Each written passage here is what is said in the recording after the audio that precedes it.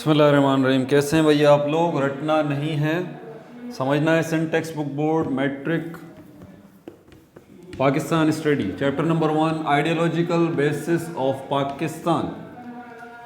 Ideological basis of Pakistan, ठीक है भाई। और कौन सा पार्ट कर रहे हैं? 13, पार्ट नंबर 13 जो है हम करने जा रहे हैं, पार्ट नंबर 13। और पार्ट टू किसका याद आया? Ideology of Pakistan in the light of the statements of कायदे आज़म एंड अल्लामा इकबाल, ठीक है, उसका पार्ट 2 करने जा रहे हैं। तो कॉपी पेन से ले लीजिए। दोबारा ही बता दूं, ये लेक्चर किसी काम के नहीं है अगर ये पीडीएफ आपके पास इसका नहीं है, पाकिस्तान स्टडी का, या बुक आपके हाथ में नहीं है। रजिस्टर भी निकाल लीजिए, ठीक है। बहुत सारे चीज़ें आपको सीखने को मिलेंगी इसमें। पेज नंबर 9 से देखें पेज नंबर 10 तक, ये जो ओवरव्यू था, इंट्रोडक्शन था इसका, वो हम कंप्लीट कर चुके। अब ज़रा इसमें नीचे अगली हेडिंग क्या है? Statements of Allama Iqbal. इसको देख लेते हैं हम, और कॉपी पेन से ले लीजिए। लेक्चर को नोट करना है और मुस्कुराते भी रहना है। पिछले पार्ट्स जिन्होंने नहीं देखे हैं वो भी लाजमी देख लीजिए। मेरा मकसद है बार बार बताना, समझाना। फिर शिकायत मत कीजिए कि सर ये समझ में नहीं आई बात या वो समझ में नहीं आई। पाकिस्तान स्टडी समझने के लिए 3 चीज़ों का समझना आपके लिए बेहद ज़रूरी है: हिस्ट्री, पॉलिटिक्स एंड जियोग्राफी, ठीक है भाई। ये पार्ट 13 है overall chapter number 1 ideological of basis of Pakistan का, और पार्ट 2 है किसका? Ideology of Pakistan in the light of the statements of Allama Iqbal and कायदे आज़म मोहम्मद अली जिन्ना। स्टेटमेंट्स ऑफ अल्लामा इकबाल, पहले अल्लामा इकबाल के बयानात देख लेते हैं। स्टेटमेंट्स मतलब बयानात of Allama Iqbal. Allama Iqbal, Allama Iqbal was a great thinker, philosopher and poet of Islam. देख रहे हैं ना आप लोग, ठीक है। पेज नंबर 10 के ऊपर रीडिंग कर रहा हूँ। Allama Iqbal was a great thinker, बहुत बड़े मुफक्किर थे, ठीक है। मुफक्किर उसको कहते हैं जो फ़िक्र करने वाला होता है। फ़िक्र वही लोग कर पाते हैं जो सोचते हैं, और सोचने को थिंक कहते हैं। इसी से वर्ड बना है थिंकर, सोचने वाला, फ़िक्र करने वाला, फ़िक्र से मुफक्किर। तो ग्रेट थिंकर, बड़े अजीम जो है वो मुफक्किर थे। फ़िलासफ़र थे। अब फ़िलासफ़र की तो मैं डेफिनेशन आपको फ़िलहाल यहाँ नहीं बता सकता, बड़ी तवील बात हो जाएगी। एंड पोइट ऑफ इस्लाम, और शायर हैं किसके? इस्लाम के। 3 बातें यहाँ पर की गई हैं, मीनिंग्स बाद में लिखूँगा, ठीक है भाई। Allama Iqbal was a great thinker, philosopher and poet of Islam. Allama Iqbal थे क्या? अजीम मुफक्किर, फ़लसफ़ी और शायर किसके? इस्लाम के। He strongly articulated the need of a separate state for the Muslims of the subcontinent.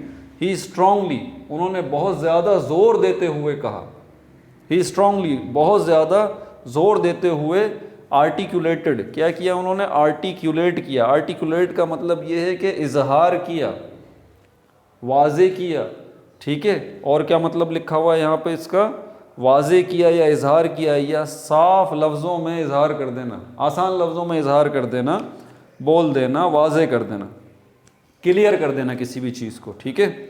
He strongly articulated, उन्होंने स्ट्रांगली बहुत ज़ोर देकर इस चीज़ को साफ किया, क्लियर किया, वाज़े किया। क्या? The need of a separate state for the Muslims of the सब कॉन्टिनेंट। ज़रूरत किस चीज़ की? सेपरेट, अलहदा स्टेट, रियासत, फॉर द मुस्लिम्स, मुसलमानों के लिए, ऑफ द सब कॉन्टिनेंट, बर्र सग़ीर के मुसलमानों को लेके उन्होंने स्ट्रांगली आर्टिकुलेट किया किस चीज़ को? नीड को। आगे कह रहे हैं ही डिलीवर्ड, उन्होंने दिया, डिलीवर्ड मतलब दिया, हिज प्रेसिडेंशियल एड्रेस, अपना सदारती खुतबा। सबके मायने लिखूंगा आखिर में, अभी सुनते जाइए। ही डिलीवर्ड, उन्होंने दिया, हिज प्रेसिडेंशियल एड्रेस, अपना सदारती खुतबा, सदारती खिताब, at the annual meeting of the All India Muslim League at Allahabad in 1930। कहाँ पर दिया उन्होंने अपना सदारती खुतबा? एनुअल मीटिंग, एनुअल का मतलब है सालाना, मीटिंग मतलब इजलास, of the All India Muslim league, all India Muslim league के सालाना जलसे में उन्होंने जो है, और सालाना ऑल इंडिया मुस्लिम लीग का जो सालाना एनुअल जलसा हो रहा था उसमें अल्लामा इकबाल ने शिरकत की, और वहाँ पर अल्लामा इकबाल को बतौर सदर, प्रेसिडेंट जो है वो बुलवाया गया था। तो उन्होंने जो अपना एड्रेस दिया, उन्होंने जो अपना खिताब किया, इस पॉइंट ऑफ व्यू से उनका खिताब प्रेसिडेंशियल एड्रेस कहलाएगा, सदारती खिताब। ठीक है भाई। कहाँ हुआ था ये जलसा कहाँ हुआ था? ये हुआ था इलाहाबाद, इंडिया का एक शहर है इलाहाबाद। किस सन में हुआ था? इन 1930, 1930 में। विच इज़ नोन एज, जो कि जाना जाता है, विच मतलब जो, इज़ नोन एज जाना जाता है, इलाहाबाद एड्रेस। इसको उर्दू में कहते हैं खुतबा-ए इलाहाबाद। 1930 में, याद रहे। ही एक्सप्लेन, उन्होंने तफसील से बताया, उन्होंने तशरीह की, उन्होंने क्लियर किया किस चीज़ को? The idea of the separate nationhood. किस चीज़ के ख्याल की उन्होंने तशरीह की? आइडिया मतलब ख्याल, सेपरेट नेशनहुड, अलहदा कौमियत। देखें, नेशनहुड का मतलब है कौमियत, मतलब लिखूंगा अभी, ज़बानी सुन लीजिए।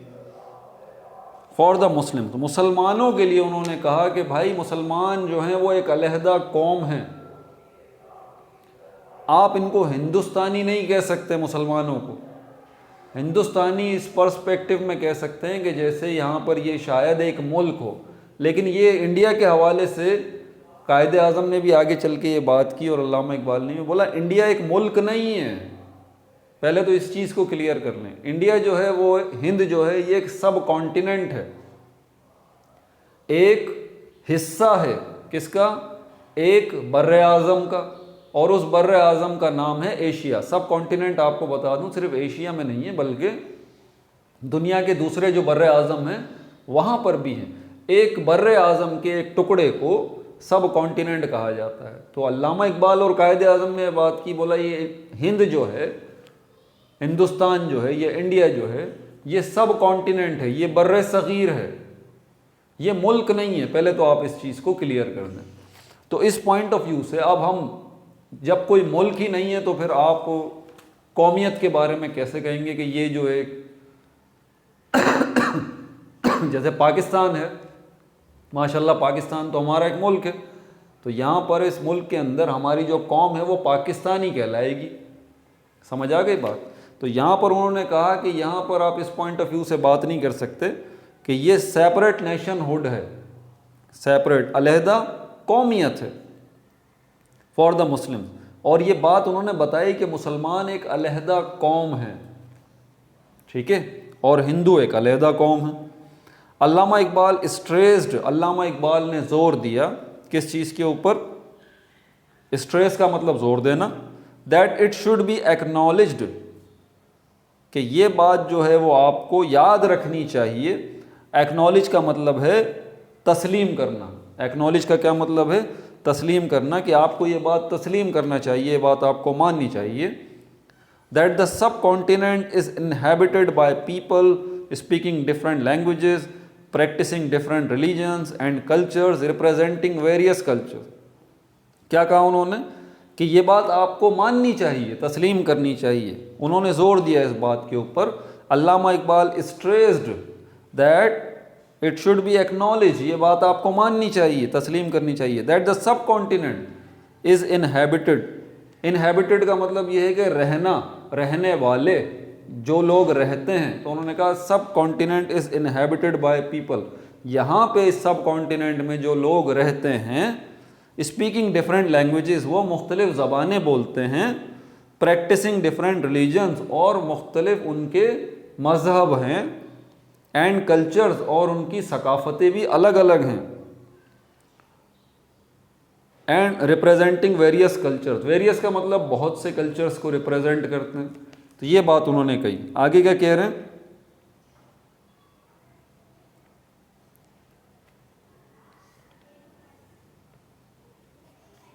अच्छा, आगे कह रहे हैं Muslim nation possesses separate religious and cultural identity.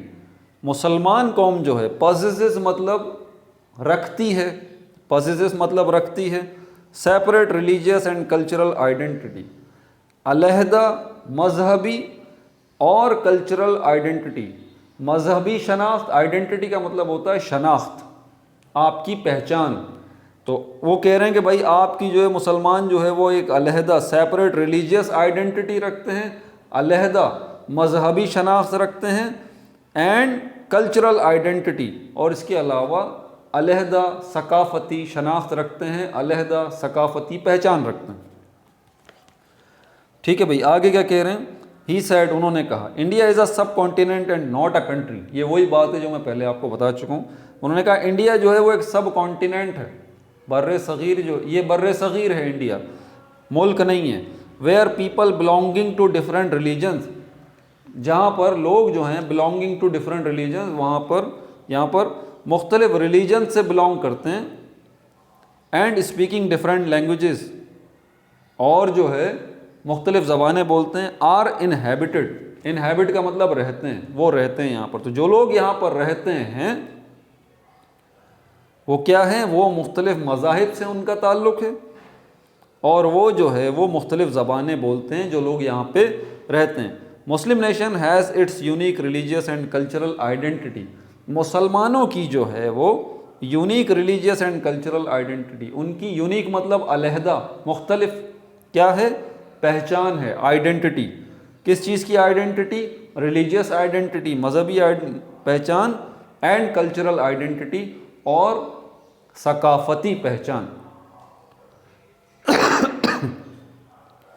All civilised Nations, जितनी भी तहजीब याफ्ता कौमें हैं, सिविलाइज्ड वर्ड निकला है सिविलाइजेशन से, सिविलाइजेशन का मतलब है तहजीब, सिविलाइज्ड नेशन तहजीब याफ्ता कौमें, शुड रेस्पेक्ट रिलीजियस प्रिंसिपल्स, सारी जो हैं वो तहजीब याफ्ता कौमें हैं वो क्या करती हैं?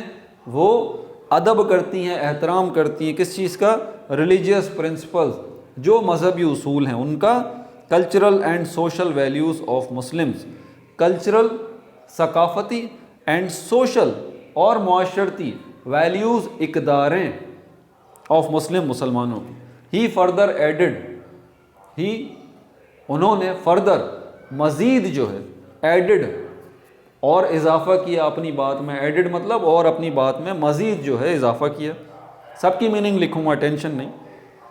आई would like to see the Punjab the north west frontier province Sindh Balochistan amalgamated into a single state. मैं क्या देखता हूँ? वो बोलते हैं मैं देखता हूँ पंजाब को, north west frontier province Sindh को और बलोचिस्तान को अमलगमेटेड, एक दूसरे में जम होते हुए, एक दूसरे में मिलते हुए, एक दूसरे में मिलते हुए, एक दूसरे में जम होते हुए, एक दूसरे में अमलगमेटेड होते हुए, और ये मिलके क्या बनेंगे? ये मिलके बनेंगे इनटू अ सिंगल स्टेट, एक वाहिद रियासत।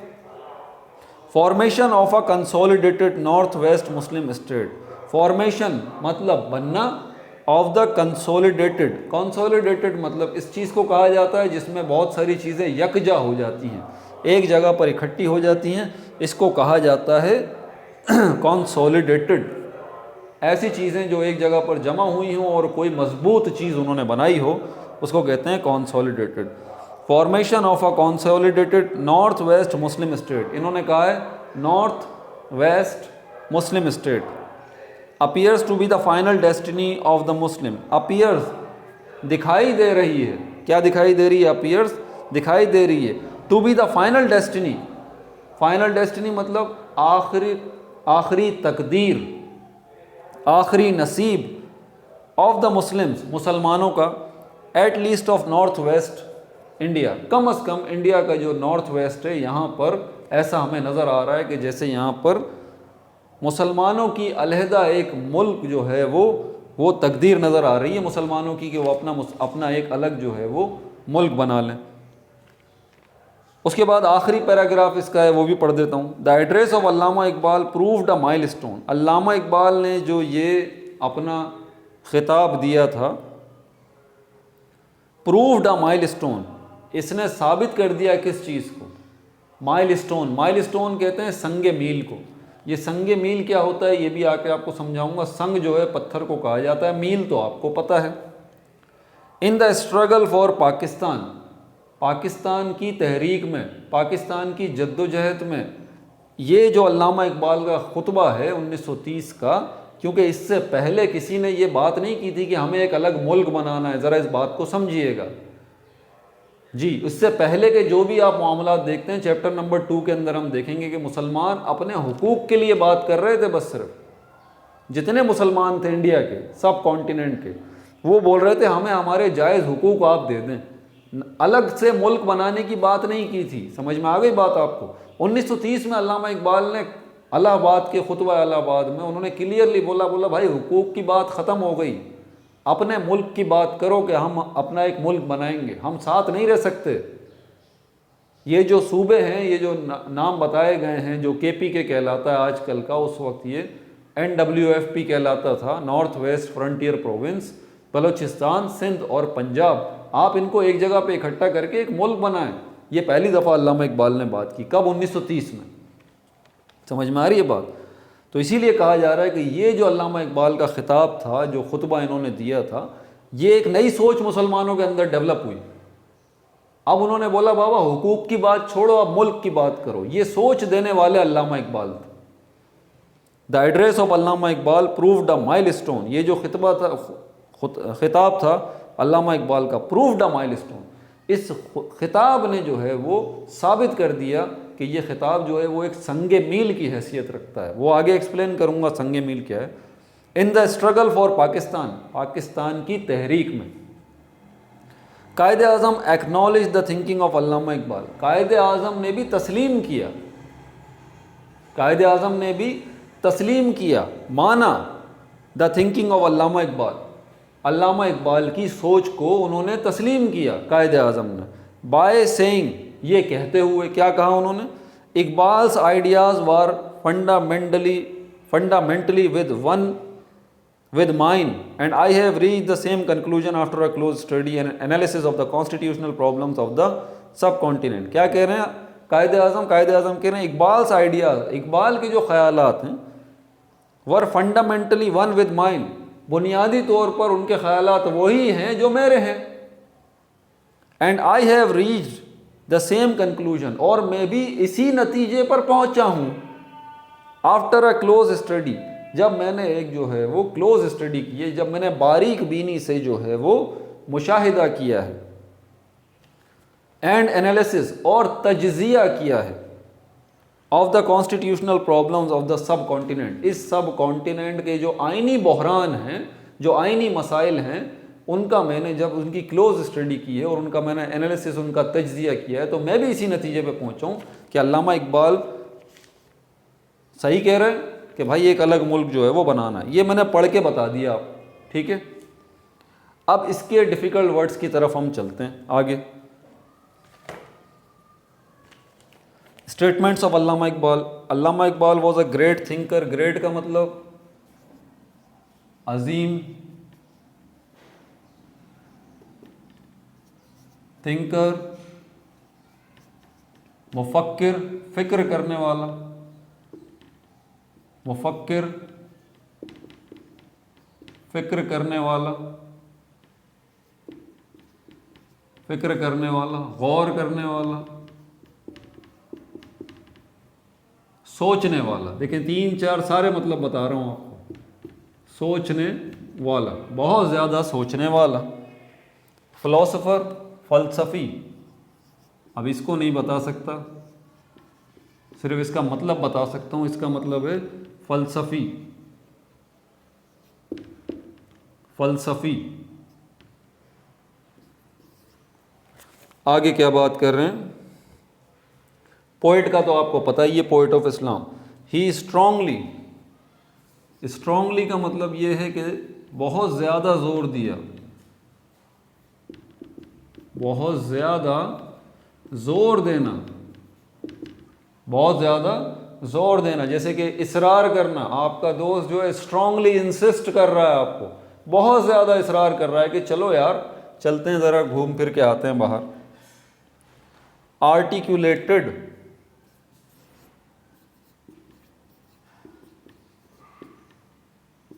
आर्टिक्यूलेट,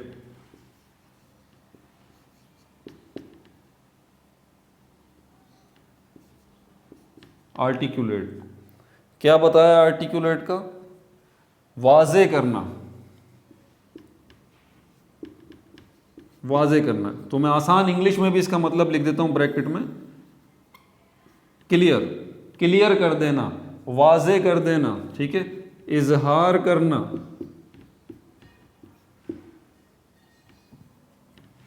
आर्टिकुलेटेड, क्लियर किया, वाजे किया, इजहार किया। The need of a separate state for the Muslim, ज़रूरत पर किस चीज़ की? सेपरेट, अलहदा, स्टेट मतलब रियासत, स्टेट मतलब रियासत, रियासत। For the Muslims of the सब कॉन्टिनेंट, सब कॉन्टिनेंट बर्रे सगीर, सब कॉन्टिनेंट बर्रे सगीर। ये बर्रे सगीर सब कॉन्टिनेंट को पिछली वीडियो में एक्सप्लेन कर चुका हूँ मैं, पार्ट 1 में इसके, ठीक है भाई। बताऊँ ये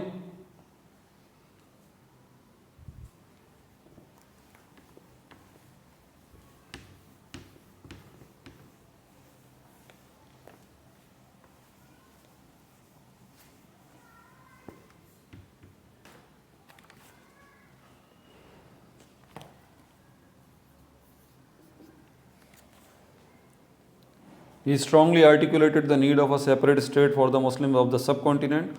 He delivered, delivered मतलब डिलीवरी बॉय देखा है, डिलीवरी बॉय, डिलीवरी बॉय क्या करता है? डिलीवर करता है, पहुंचाता है। ही डिलीवर, देने वाला, डिलीवर्ड, दिया, क्या दिया? प्रेसिडेंशियल एड्रेस, सदारती खिताब, प्रेसिडेंशियल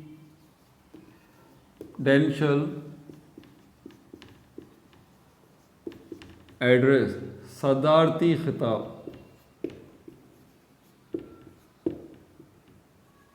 ये जहन में रखिएगा, यहाँ पर ये प्रेसिडेंशियल एड्रेस का मतलब वो नहीं है कि जो मुल्क का सदर होता है, नहीं, उसकी बात नहीं हो रही है यहाँ पे, ठीक है। प्रेसिडेंट जो है वो किसी भी जगह का हो सकता है, किसी जलसे का हो सकता है, किसी मीटिंग का हो सकता है, यानी कि किसी मीटिंग या जलसे का जो सबसे बड़ा बंदा होता है ना, उसको आप प्रेसिडेंट कह सकते हैं, उसको सदर कह सकते हैं। और वो जो अपना खिताब देगा उसका खिताब आप कहेंगे प्रेसिडेंशियल एड्रेस, सदारती खिताब। At the annual meeting,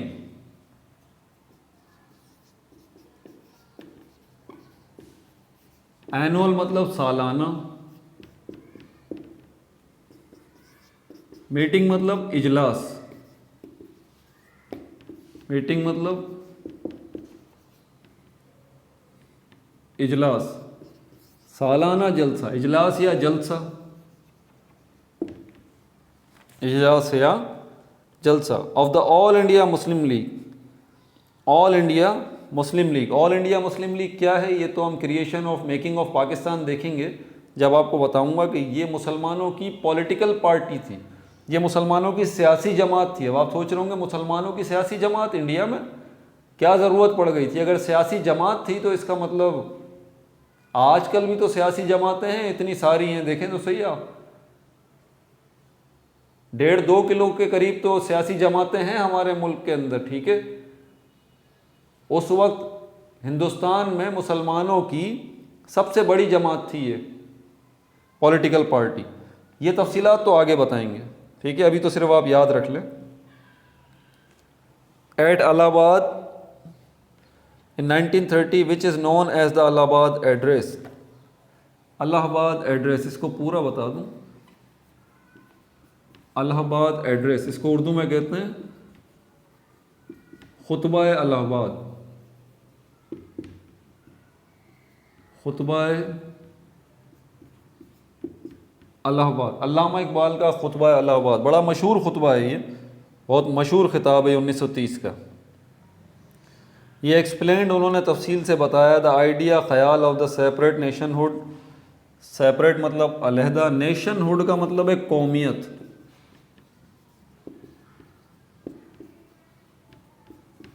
nationhood मतलब कौमियत, कौमियत,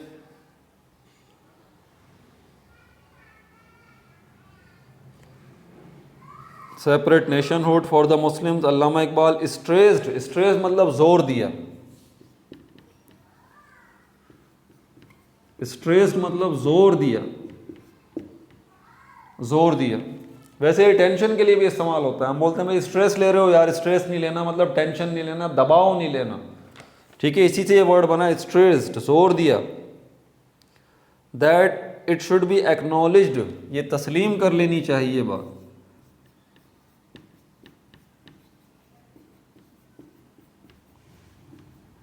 एक्नॉलेज तस्लीम कर लेना, मान लेना, तस्लीम कर लेना, तस्लीम करना या मान लेना,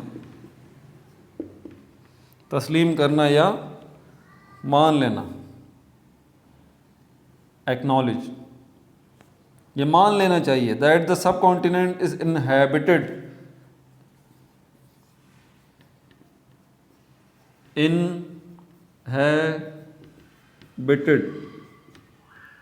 इनहैबिटेड, सब कॉन्टिनेंट इज इनहैबिटेड, सब कॉन्टिनेंट में बसते हैं, रहते हैं, रहते हैं या बसते हैं,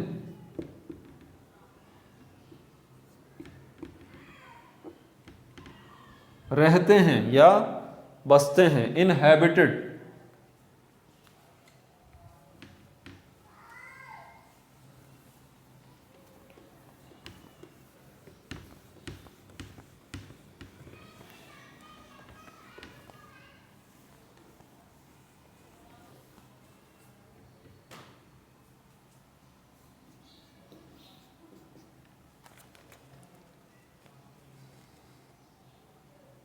bye people speaking different languages, जो मुख्तलिफ ज़बान बोलते हैं, प्रैक्टिसिंग डिफरेंट रिलीजन, जो मुख्तलिफ मज़ाहिब पे अमल करते हैं, एंड कल्चर्स, और मुख्तलिफ सकाफ़तों पे अमल करते हैं, रिप्रेजेंटिंग वेरियस कल्चर्स, रिप्रेजेंटिंग मतलब नुमाइंदगी करना, वेरियस कल्चर्स, वेरियस का मतलब होता है बहुत से, क्योंकि ये मैं पहले ही बता चुका हूँ इनके मतलब, कल्चर हो गया, वैल्यूज़ हो गया, पिछली वीडियोस में सब बता दिया। वेरियस मतलब बहुत से,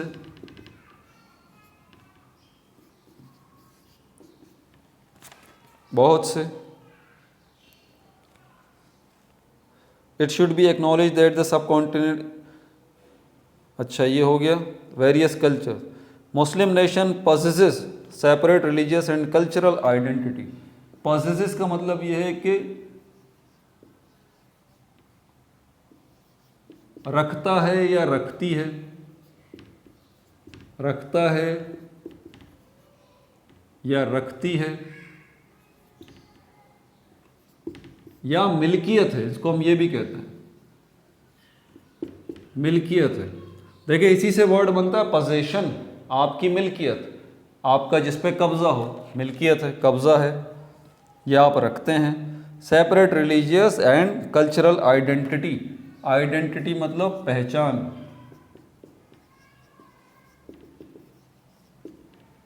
आइडेंटिटी मतलब पहचान। और क्या है,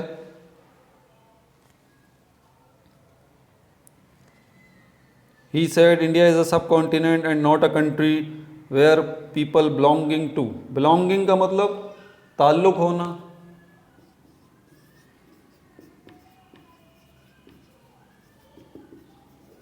बिलोंगिंग मतलब ताल्लुक होना,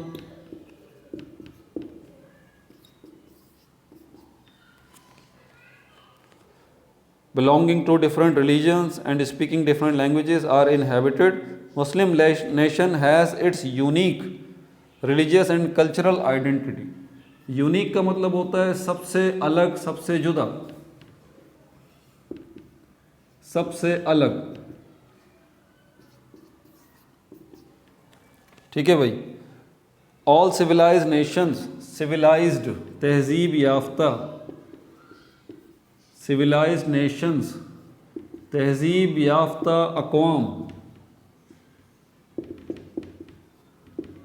तहजीब याफ्ता अक़वाम, तहजीब याफ्ता अक़वाम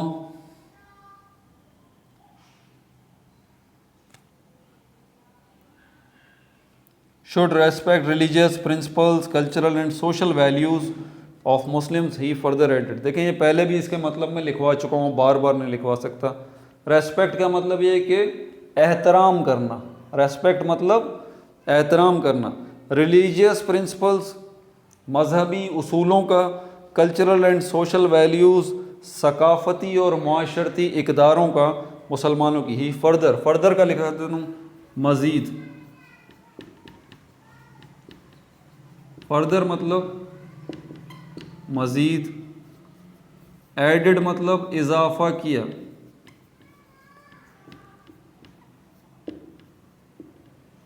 एडिड मतलब इजाफ़ा किया। I would like to see the Punjab the north west frontier province.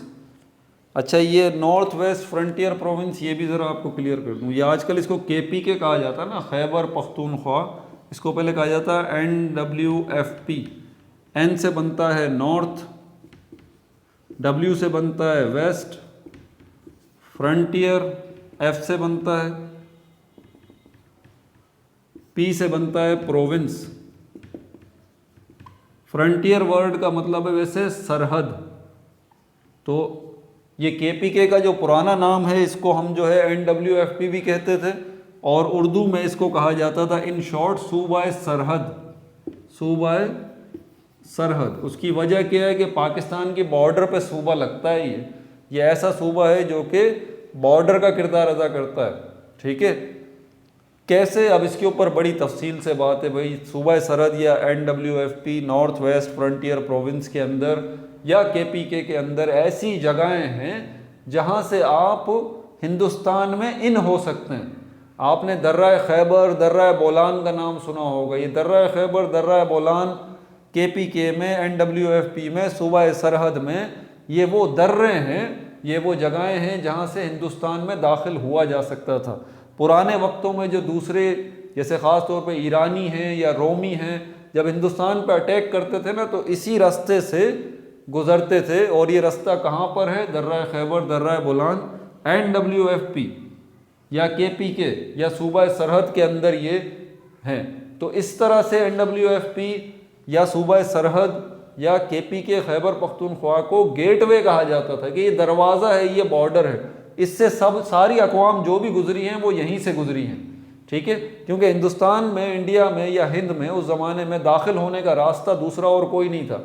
उसकी वजूहात क्या हैं वो तो आगे हम चैप्टर नंबर 3 में वेदर एंड क्लाइमेट के हवाले से भी है। ज्योग्राफी बड़ी अभी पड़ी है तो वो सीखनी चाहिए आपको, वरना आपको समझ में नहीं आएगा। ठीक है भाई, आगे चलते हैं। और क्या है इसके अंदर बात, और कौन सा मतलब है? अच्छा, इसको नॉर्थ वेस्ट क्यों कहा जा रहा है? अब ये तो बताने की ज़रूरत नहीं ना। इंडिया के नॉर्थ और वेस्ट के दरमियान लगता है ये KPK। इंडिया के, ठीक है, जिस ज़माने का हिंदुस्तान था उसका जो नॉर्थ है और वेस्ट है उसके दरमियान ये लगता था KPK। इंडिया का मैप बनाऊंगा अगली वीडियोस में आगे जब हम देखेंगे, और तो मैं इंडिया का दोबारा मैप बना के इसको एक्सप्लेन करूंगा कि इसकी लोकेशन किस जगह पर है।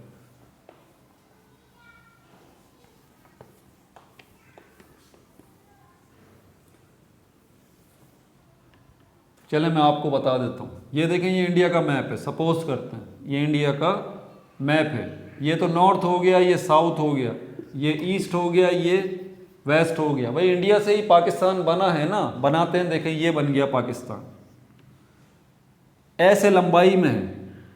ये हमारा सिंध हो गया, उसके बाद पंजाब हो गया, बलूचिस्तान हो गया, और ये हो गया हमारे पास KPK। ठीक है, अब ये KPK या NWFP या सूबा सरहद, ये पाकिस्तान है ना पूरा, ये पाकिस्तान है, याद रहे, ये इंडिया है। तो पाकिस्तान के, अब ये देखें, ये नॉर्थ और ये वेस्ट, ये वेस्ट और ये नॉर्थ। अब इसकी पोजीशन देखें आप KPK की। अब क्या कहेंगे आप, इंडिया के किस जगह पर ये केपीके लग रहा है, या एनडब्ल्यूएफपी या सूबा सरहद किस साइड पे लग रहा है? क्या इंडिया के ईस्ट की साइड पे? नहीं। साउथ की साइड पे? नहीं। नॉर्थ की साइड पे? नहीं। वेस्ट की साइड पे? नहीं। नॉर्थ और वेस्ट के दरमियान है केपीके या सूबा सरहद जो है, इसीलिए इसको कहा जाता था एनडब्ल्यूएफपी। फ्रंटियर वर्ड का भी मतलब मैंने आपको बता दिया, हल्का सा ओवरव्यू दिया, आगे तफसीलात देखेंगे। ठीक है।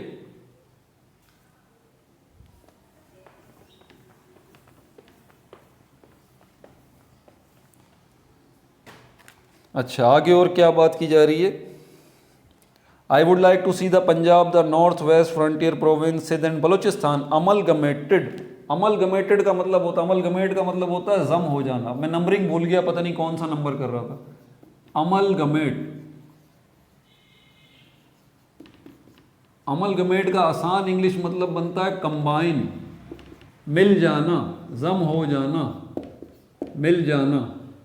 ठीक है। और खालिस उर्दू में इसको कहा जाता है जम हो जाना, amalgamated into a single state, एक वाहिद रियासत में। Formation of a consolidated north west Muslim state, consolidated,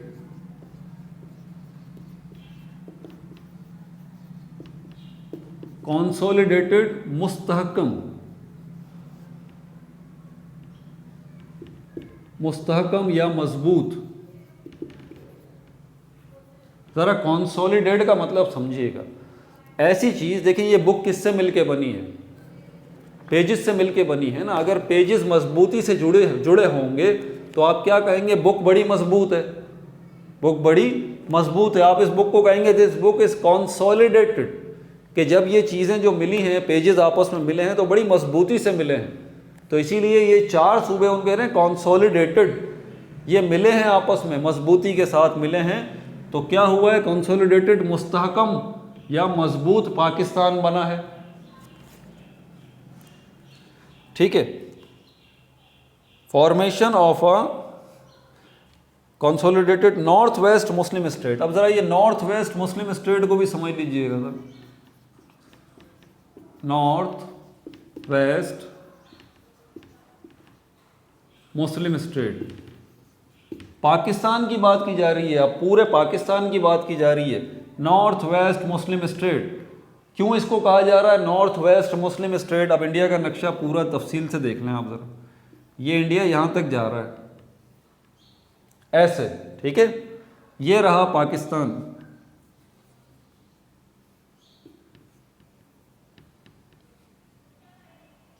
अब इस इंडिया के ये नॉर्थ हो गया, इंडिया का ये साउथ हो गया, ये ईस्ट हो गया और ये वेस्ट हो गया। ठीक है। North south east west. Pakistan किस जगह पे? ये रहा एनडब्ल्यूएफपी, ये रहा पंजाब, केपीके, ये सिंध आ गया, सिंध हो गया, पंजाब हो गया, बलूचिस्तान, एनडब्ल्यूएफपी।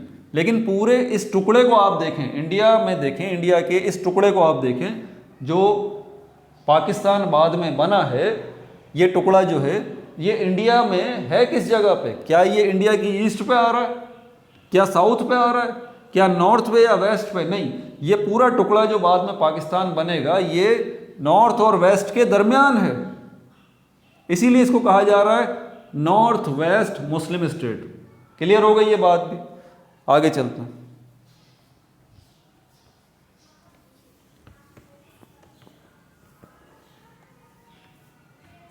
अच्छा, और क्या बात की गई है इसमें?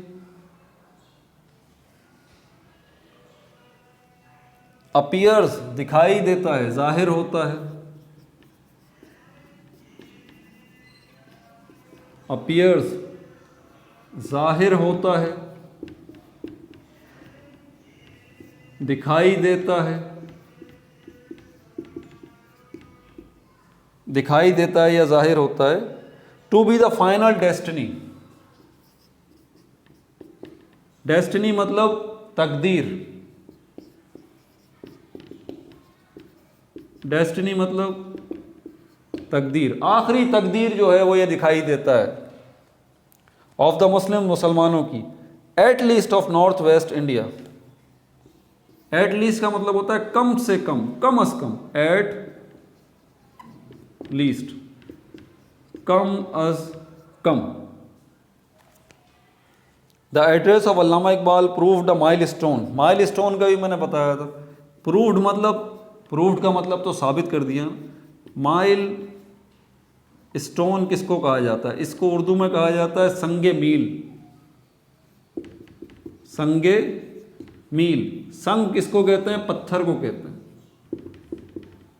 पहले वक्तों में ये होता था, आपको किसी मंजिल पे जाना है ना, जैसे ये मंजिल है आपकी, ठीक है, आपको वहाँ पे पहुँचना है, तो यहाँ पर माइल स्टोन लगे हुए होंगे जो कि आपको बताएंगे कि आपने इतना मील कवर कर लिया है। यहाँ पर एक माइल स्टोन ये लगा हुआ, ये संगे मील लगा हुआ, एक माइल स्टोन ये लगा हुआ, एक माइल स्टोन ये लगा हुआ, एक ये लगा हुआ, एक ये लगा हुआ, एक ये लगा हुआ, एक ये लगा हुआ।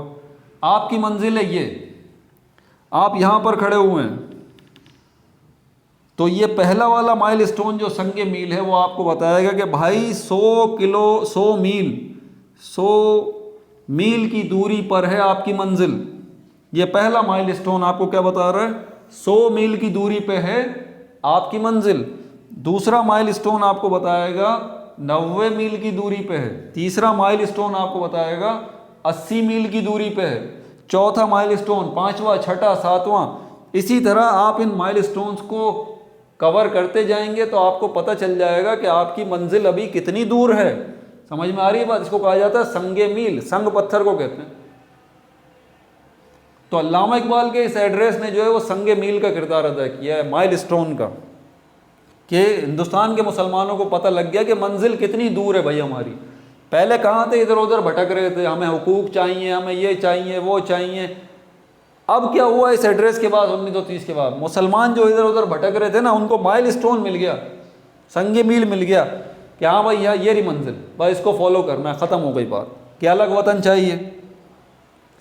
इन the struggle for Pakistan, in the struggle for Pakistan, तहरीक पाकिस्तान में कायद आज़म एक्नॉलेज, कायद आज़म ने तस्लीम किया thinking of Allama Iqbal by saying, Allama Iqbal के ख़यालात को ये कहते हुए, बाय सेइंग ये कहते हुए, इकबाल्स आइडियाज़, इकबाल के ख़यालात वर फंडामेंटली वन विद माइन, बुनियादी तौर पर इकबाल के ख़यालात वही थे जो मेरे हैं, ठीक है।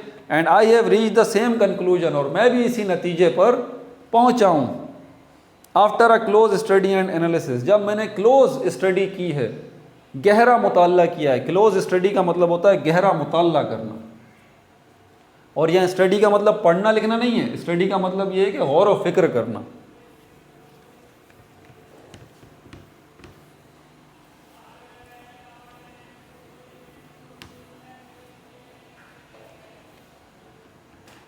क्लोज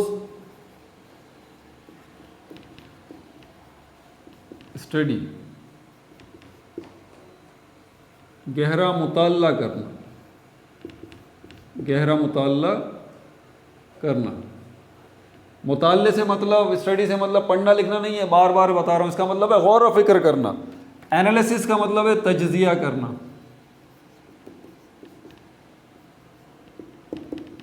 तज्जिया करना।